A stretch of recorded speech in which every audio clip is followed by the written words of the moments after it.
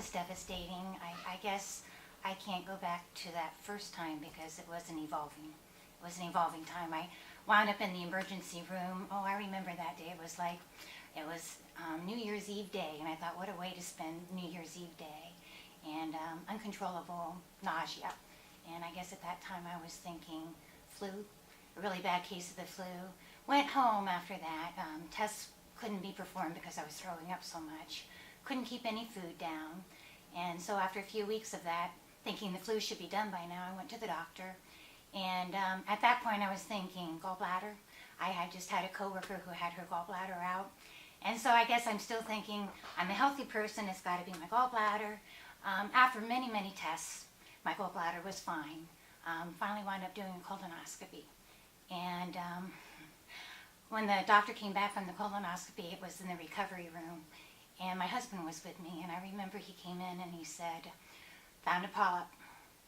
And he said, it could be benign, could be cancerous. I did a biopsy. And you know, at that time, I'm thinking, I'm healthy, I'm 45 years old, no family history of colon cancer. So in my mind, I'm thinking, oh, finally found something, because all if I was going through, I was beginning to think it was my nerves or stress. So I guess at that point, I'm thinking, I'm fine, take the polyp out, it's benign.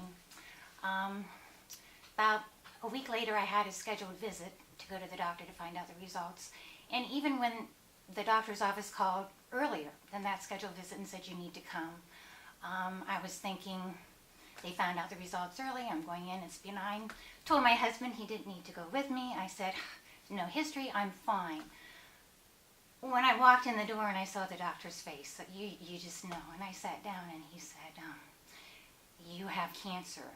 And that's when it really sinks in. You think, why me? I'm 45, I was very healthy, watched what I ate, I exercised. And so pretty much after that, everything's a blur. I remember my doctor was wonderful. He sat me down, he went through the whole surgery with me, told me everything that would be done. It was scheduled for the next week.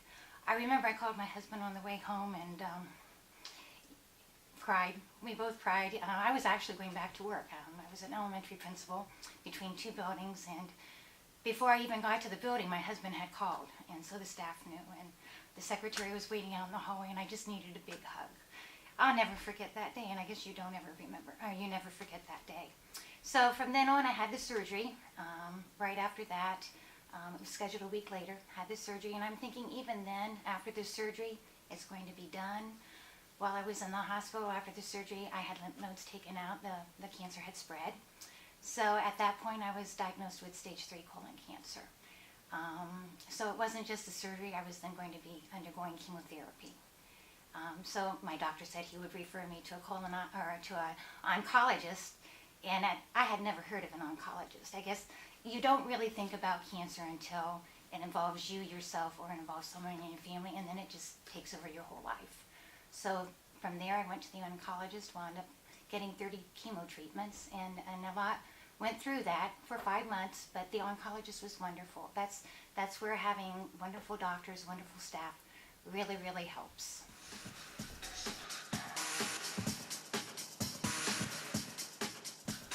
Support's really important. That's what gets you through. And I guess you hear people say you went through this for a reason. The reason for me is finding out all the support you have. You don't realize how much support you have until you get something that's devastating that's happening to you. My family support, my husband, and it gets to a point where you feel guilty because you're putting everyone through this.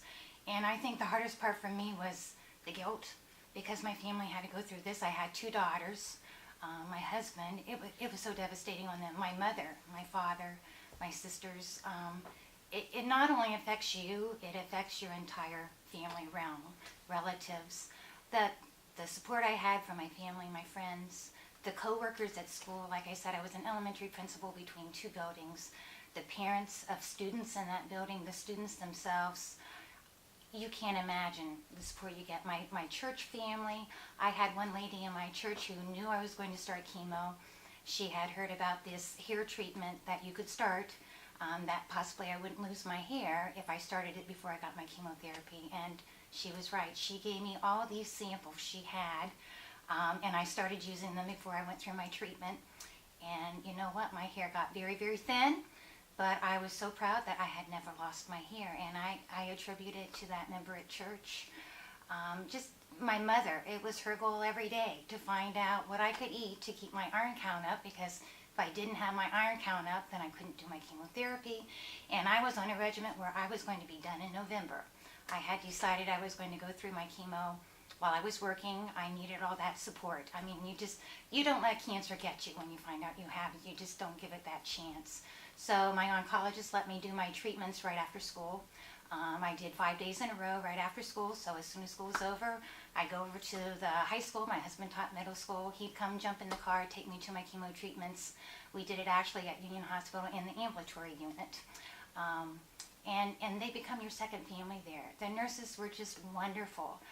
The first round of my chemotherapy, my veins collapsed. I didn't have enough. They couldn't find them. So I wound up getting a port, which I did not want a port, but come to find out later it's the best thing that ever happened to me. But it's being scared when all that goes on. I had a neighbor that had a port. She had breast cancer. She came across the way and told me about the port, told me I should really get one. It's the best thing for you. And I remembered her words when I had my first chemo treatment through my port. And she was right. It was the best thing I could have done. But had she not talked to me, told me about it, you're scared to death when you go through all of this. Struggles, my poor husband. He was so good. I didn't find out until after I went through all of this that he would email my coworkers at school and let them know if I was having a bad morning or a good morning, and I'd get to school and they would be ready for me. When I was doing my treatments, I couldn't be around the students because I was susceptible to anything that was going around the school. I had to stay in the office, which meant the secretary and teachers had to come to me. They were just very, very supportive. I remember going to the oncologist, and you'd have to fill out this checklist as far as the side effects. And I remember one time I went and I checked off every single side effect, and I went back home, told my husband, and it's true, you go through a lot with your cancer, but if it wouldn't be for the support, your bad days turn into good days because of the family and the friends around you.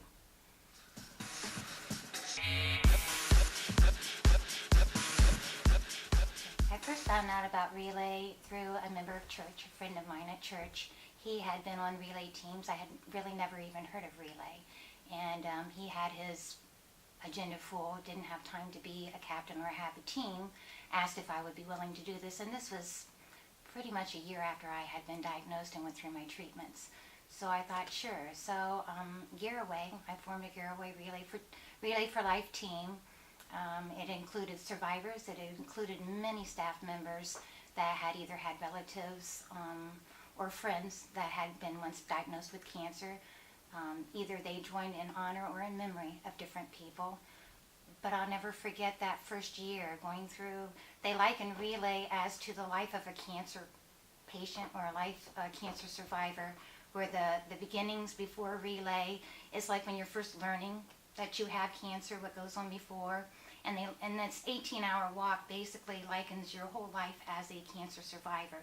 And it does. That first year, it just mimicked my first year as a cancer survivor. As you're walking around the track, it basically represents you finding out about cancer, how you're going to conquer cancer, all the support you have during that time when you're doing your treatments. And then finally they have, at 10 o'clock, there's always in honor of or in memory of a lighting ceremony, a luminary ceremony. And that's where you're recognizing those that have battled against cancer and maybe lost their fight, and those that are still battling. Then you go on through the morning hours and all that the people supporting you go through that help you get through those other hours. And finally at the end, when the whole relay is over, that's when you've ended your journey and you know you've made it and you know you have conquered cancer. So that whole first year, it was identical to that. I'll never forget that luminary ceremony. In tears, my husband was in tears. You walk a silent lap around for those that hadn't made it, and you think about those that had not survived cancer and what they had gone through. So for me, Relay means a lot of that. Now I have been with Relay 8 years, and I look at those survivors that have just started their journey.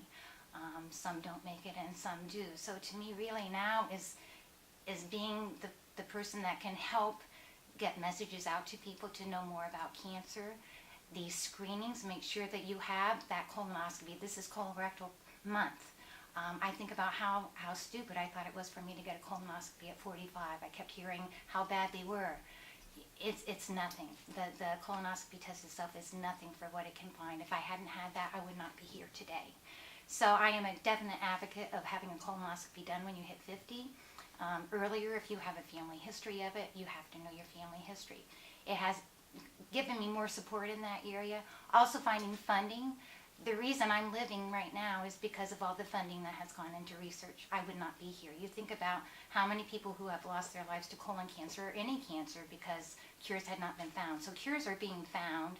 We're having tests now that can find them, really helps fund those. And then finally, giving you the information. I really didn't know much about the American Cancer Society and what they can do for you when you're going through this process. If I had lost my hair, they could have given me wigs. They could have helped me with my hair, helped me with my makeup.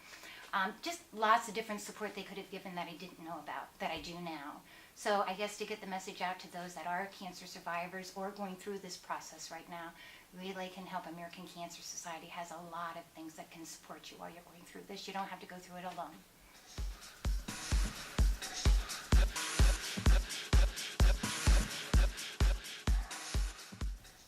Rock the cure.